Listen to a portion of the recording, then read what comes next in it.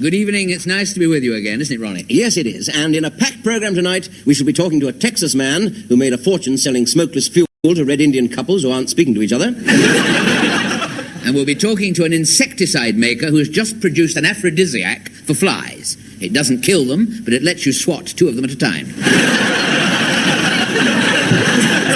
And then we shall talk to a showbiz chef who crossed Raquel Welch with a packet of Bisto and got gravy with very big lumps. And also to a man who crossed Basil Brush with a cenopod and got a quick foxtrot.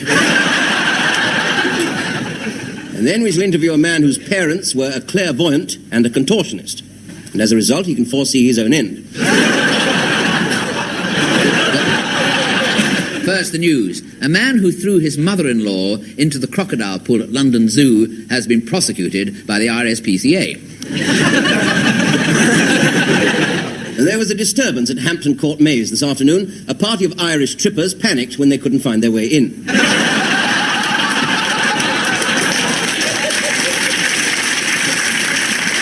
And the world's most stupid man, Mr. Brodnick Godbolt, was today found not guilty of trying to gas his wife by throwing her into the North Sea. In the sketch that follows, Ronnie Corbett was to have starred in his own version of Jaws, but unfortunately, the goldfish died.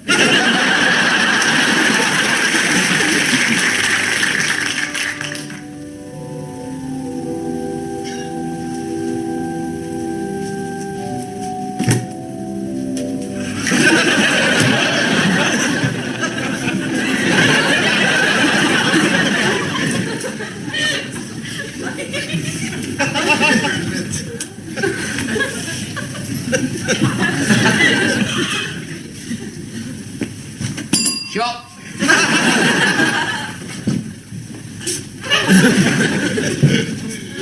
May I help you, sir? Could be, John, could be.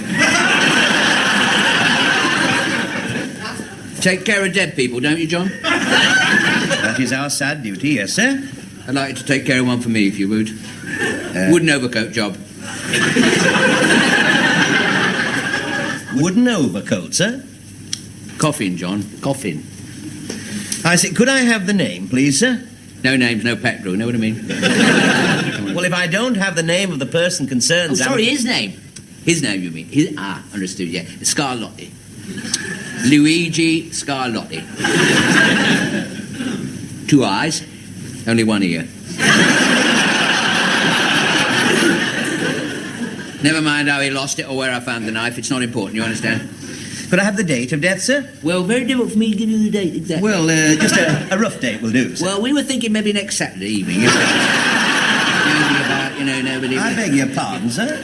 Well, next Saturday, like, Bernard Manning on the telly, nobody awake, get my point? Am I to take it, sir, that Mr. Scarlotti is not yet deceased, sir?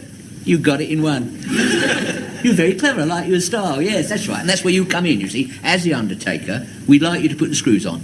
Put the screws on the coffin lid, you mean, sir? No, on Luigi. Only we don't want anything elaborate. Nice, quiet affair, you know what I mean? Quiet affair? What do you mean a quiet affair? Use a silencer. We don't want anything messy. He's a friend of ours. Nothing too ostentatious. Simple inscription on the wall, in blood. Nobody crosses Shorty Johnson and lives. It's just under... Wait a minute, that's a bit of a giveaway, isn't it?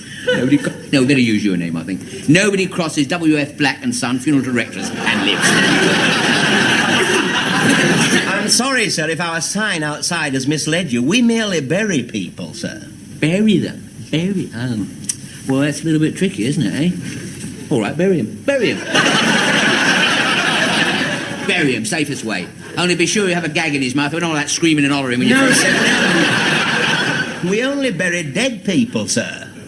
Well, half an hour underground, there won't be much life left in him, will there? Look, sir, we are morticians. We just arrange funerals. We do not murder people, sir. Not even a bit? Not even at all, sir. It's £1,000 in it for you, Look, don't you think you're going about this in the wrong way, sir? Have you stopped to think? Have you taken time out just to think for a moment of the wrong you are doing? I can see I haven't convinced you, have I, sir? Well, look, tell you what. Why don't you phone up our parish priest, eh? What for?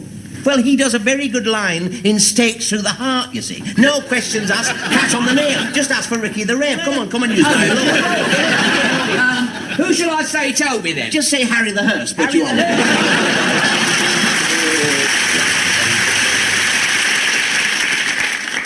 Good evening. Now, many people think that the GPO is wasting enormous sums of money. Well, I've been paid an enormous sum of money by the GPO to say rubbish. Rubbish. There, that's money well spent. But seriously, you know, we at the GPO are often asked, how can you, the average viewer, combat this endless round of upping prices and upping wages? What can you do when we continually up ours? The answer is simply, up yours. Now, I'd like to tell you about the wonderful improvements we're making at the GPO. We know how frustrating it is for you to go into a post office and find that there are only 3 positions, and 2 of them are closed. So in future, all post offices will have 12 positions, and 11 will be closed. And indeed, we're bringing out a new GPO edition of the Kama Sutra. It has 186 positions, and 185 of them are closed. But it doesn't end there. Postal services, we are going to guarantee 2 deliveries. March the 12th and September the 18th. Now, these new services will not, of course, interfere with the regular mail van robberies. And by the way, some stamps have come up with very interesting defects, which makes them very valuable. Now, there we are. See if you can spot it. Yes, that's it. Too big to go on the envelope.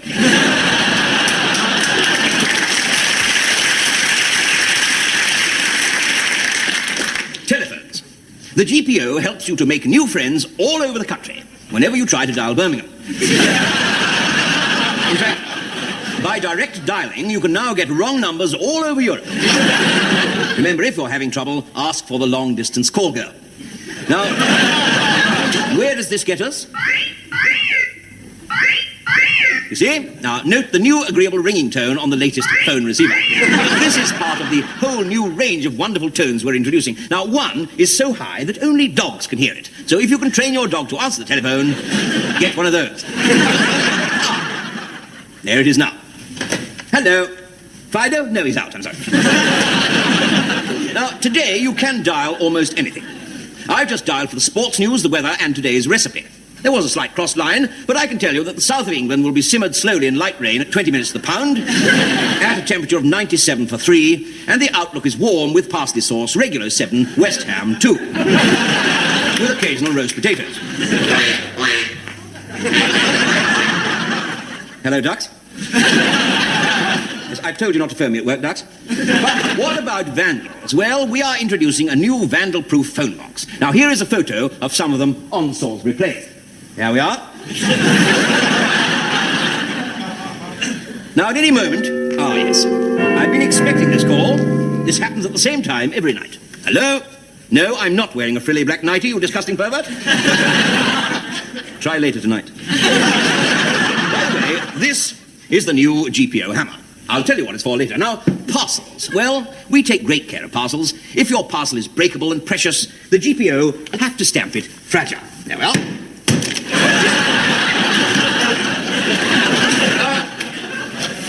Here is the new standard GPO parcel. From now on, all goods will be specially designed to fit these parcels. You'll be surprised how much you can send. Here, for instance, here is a football, you see? Football, and here we have a grand piano. And of course, there we have a bicycle wheel.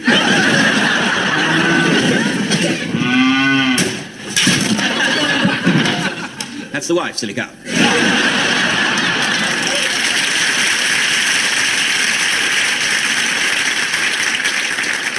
Now you know what the hammer's for. Lastly, the problem of unwanted mail. Now, a lady in Bronsbury writes, I'm worried.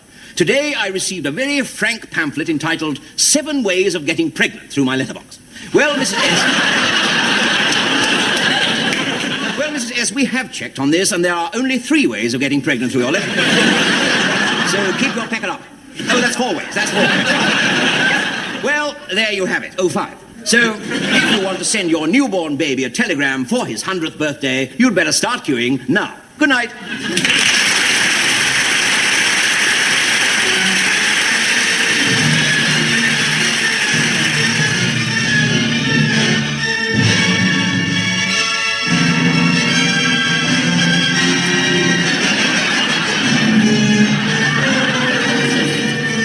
London continued to be outraged by terrible attacks and shocking confrontations during those dark autumnal days of 1898.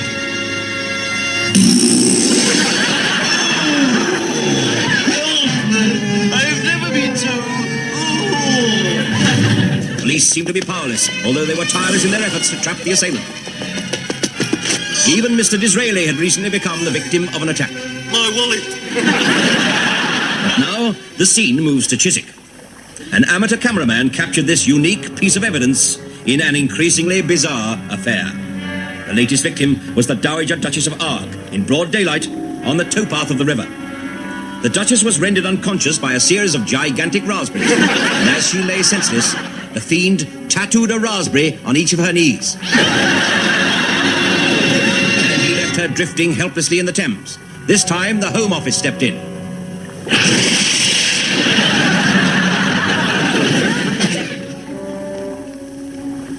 Scores of suspects were rounded up.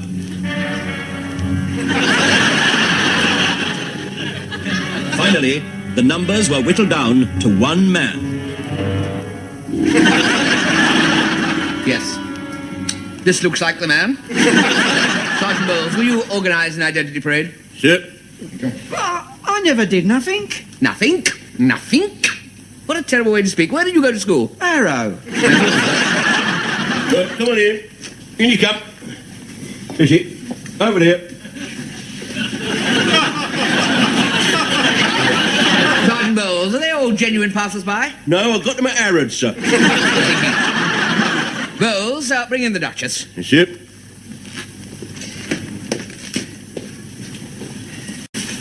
That's the man. No, I'm the inspector. Corner of the yard. Many's the time. Before we proceed, Your Grace, I understand the fiend tattooed parts of your body. May we see them? Certainly. Bowles, assist her, Grace. Yes, sir. Oh, yes. Genuine raspberries. When I speak as a gardener. Right in the middle of the knee there, yes. Well, they shall have to be photographed as evidence. My knees, are they important? Well, of course they are, my dear. Otherwise your legs wouldn't bend in the middle. Sergeant Bowles, you put them away now. Sir. Good. Your Grace, would you choose one of these men from this line here, please? Just one? One will be enough. It's very difficult to tell. Very difficult. They all look so alike. I can't. But perhaps if I heard the noise once again. Very well, then. Sergeant Bowles, would you organise a noise test, Yes. please? Number one. Number one. No. Number two. It was a little farther west than that, I think. Number three. Definitely not. Number four.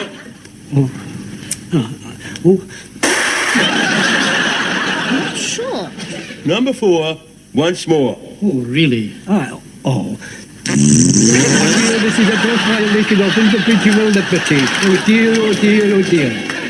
In the weeks that followed, the Phantom relentlessly continued his attacks on the aristocracy. Inevitably, the news filtered through to the darkest corners of the far-flung empire, including Buckingham Palace. Tempers were short, nerves were frayed in the royal household.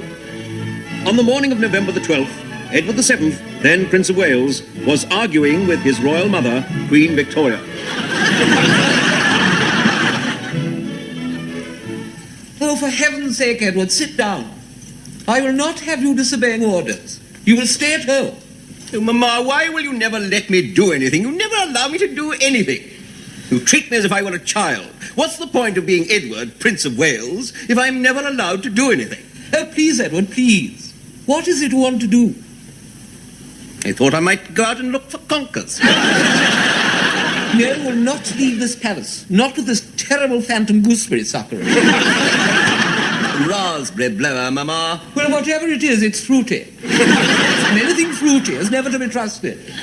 My dear Albert would have nothing to do with anything fruity. They named a pear after him. Well, they named a potato after you. What does that do? Doesn't mean you've got to stuff yourself with chips. Where do you want to go out? Why don't you find yourself a nice girl, a nice Jewish girl, bring her home, meet your mother. A little laugh. Maybe play a little gin rummy. Mamma, you're not Jewish. Not Jewish, he says. What can make them? You're not Jewish.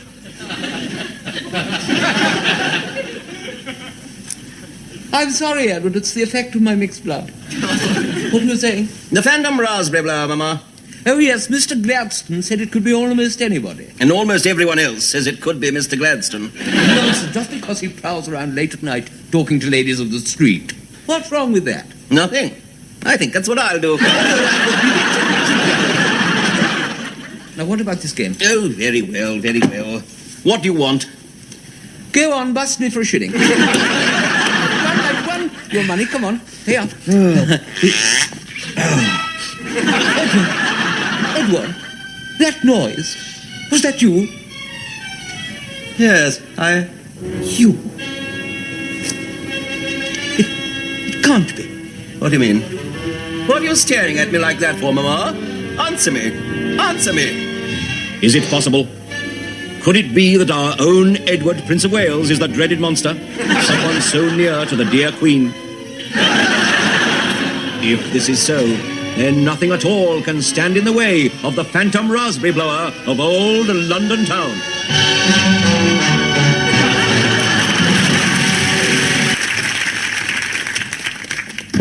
Well, I've seen him. Yeah, very probably. I've seen the doctor about my problem. Suppose he told you to take 2 aspirins and call him in the morning if you weren't feeling any better, eh? He says the cure for my problem is love. Well, that's a cure for everybody's problem. You don't need a doctor to tell you that. He says I need to have love at least 7 times a week. How many? 7, at least.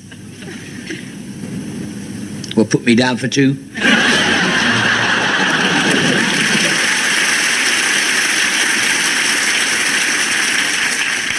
Now here is the late news. Senator Grunston, a candidate for the United States presidency, complained today that just because he likes to go down to his Carolina poultry farm, help with the harvest, and preserve his beetroots, that doesn't make him a cotton-picking, chicken-plucking pickle dip.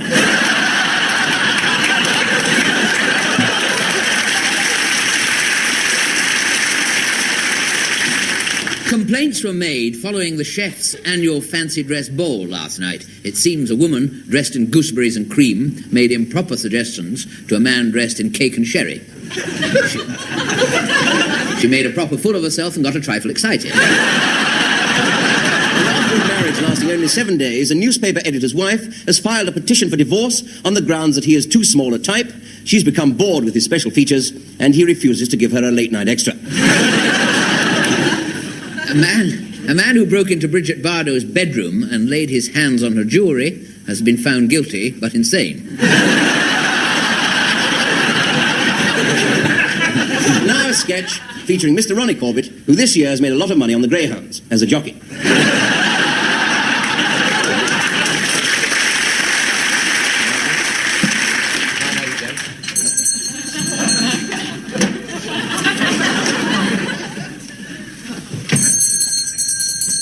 Four candles. 4 candles.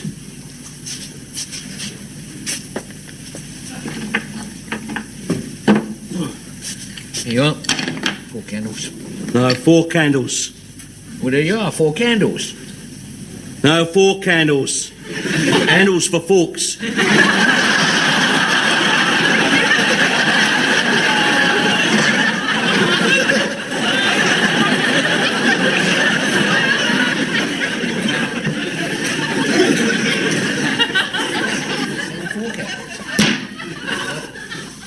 Got any plugs?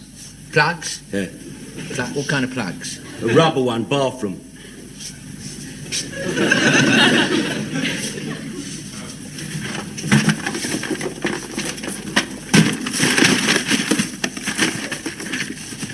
What size? 13 amp.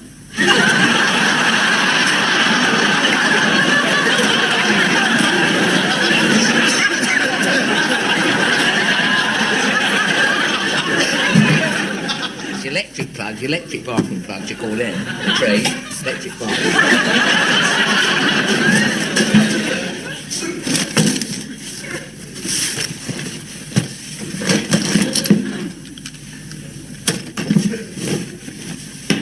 Right. Saw tips. Saw tips.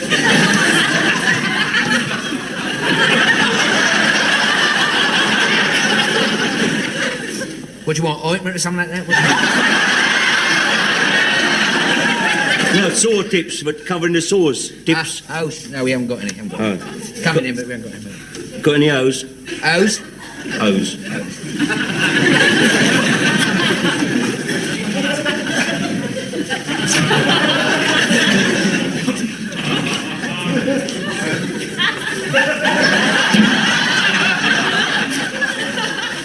No hose. Hose? I thought you meant hose. Hose. Say hose, you think you said that?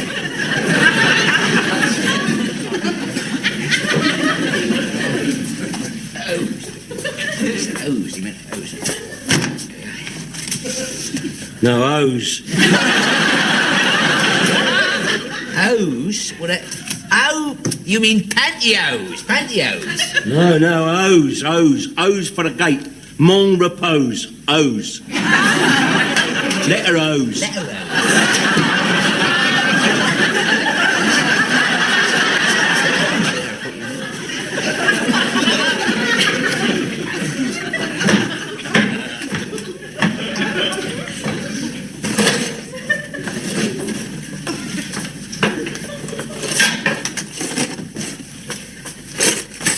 How many do you want? Two. Two.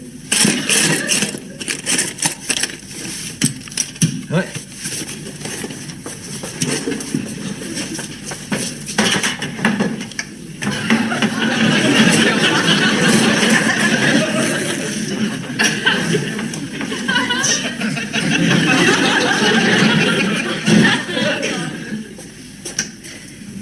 Yeah, next. Got any peas? God's sake, why didn't you bleeding tell me that when I'm up the stairs? I'm up the stairs already for that. They could tell me bleeding there. I'm up and down the shop all the time. I've got all the shop up and down the hill today. You must tell me when I'm planning things. I'm planning like that.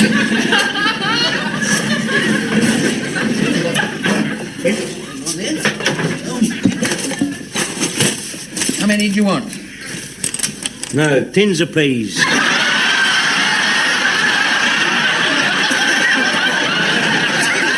3 tins of peas.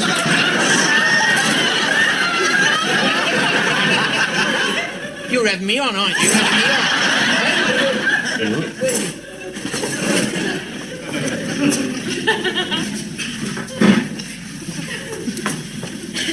There we are. Right. Pumps. Pumps? Pumps. Hand pumps, foot pumps, come on. Foot pumps. Foot pumps, foot pumps.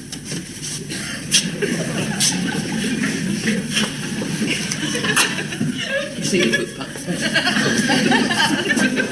Tidy up in your... There we are.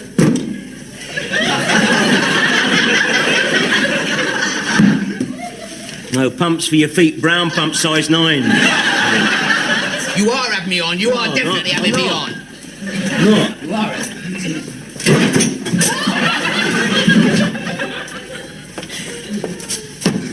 Washers? What, windscreen washers, car washers, dishwashers, floor washers, back scrubbers, lavatory cleaners, floor washers? Half-inch washers. Oh, tap washers, tap washers. Yeah. Look, I've had about enough of this. Give us that dish. Make it all myself down here. What's this? What's that? Oh, that does it. That does have it. I've had just about enough of this. Mr. Jones, will you come out and serve this customer, please? I've just about had enough of this. Look what it's got on there. Look what it's got on there. Right. How many would you like? 1 or 2?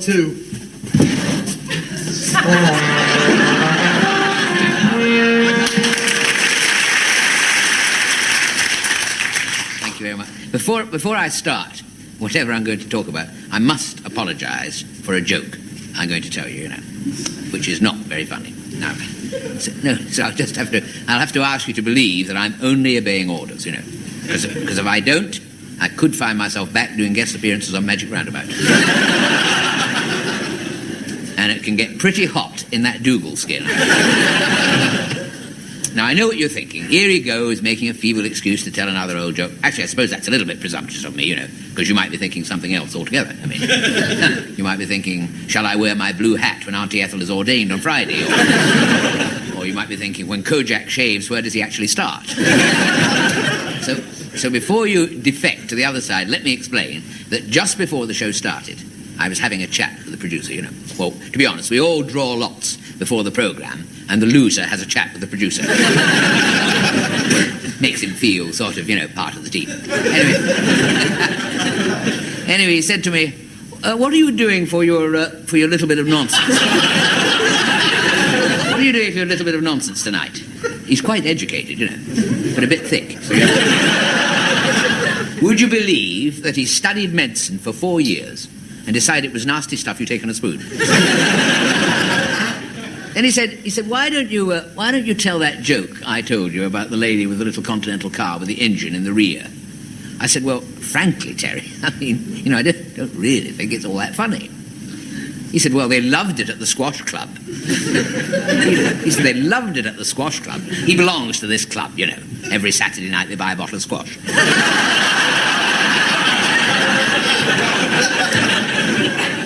He said, if you know what's good for you, you'll do as you're told, he said. Remember, he said, you still have relations in Welwyn Garden City.